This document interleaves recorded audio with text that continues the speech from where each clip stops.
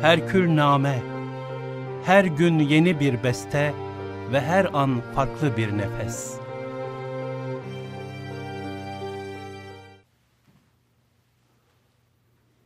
Bana şu büyük işi, bu büyük işi yapmış insanı getirmeyin. 100 tane okul yapmış, nerede ne yaptığını bilmeyen baba yiğidi getirin.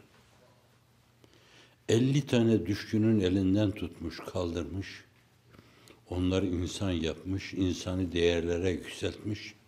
Sorduğun zaman, bilemiyorum, tam hatırlayamıyorum diyen baba yiğidi getirin. İstanbul'u fethettiği zaman, yahu bana ait yanı çok yok onun. Hızır Çelebi vardı orada, Molla Husrev vardı, Molla Gürani vardı orada, Akşemseddin vardı. Onların o milleti coşturmasıyla mı oldu, neyle oldu ben de bilemiyorum yani. Nasıl olduysa oldu diyen baba yiğidi getirin. Zerre kadar yaptığı işi Everest tepesi gibi gösteren bencil, mağrur insanları getireceğinize bence bunları getirin. Vesselam.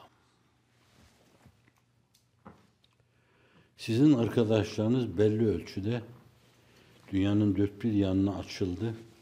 Zilliyet planında mübalağa yapmıyor. Meseleyi aidiyet mülazasına bağlamıyorum. Zilliyet planında da olsa bunu gerçekleştirdiler. Adları belli değil, namları belli değil. Bilmiyorlar. Siz de işin bir yönüyle arkasında görünüyor gibi olanlar bile bunların binde birini bile bilmiyorlar. Nereye gittiklerini de bilmiyorlar. Onlar oraya giderken niçin gittiklerini de bilmiyorlar. Hepsinin alnından öperim. Hatta insanın insana karşı eğilmesine karşı olanlardan birisiyim.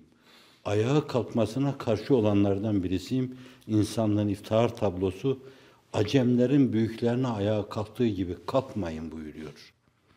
Ben bu mevzudaki o tekrimkar ifadeye 1000 başım olsa feda ederim. Ama böylelerinin ayaklarını öpmek için çok rahatlıkla eğilebilirim.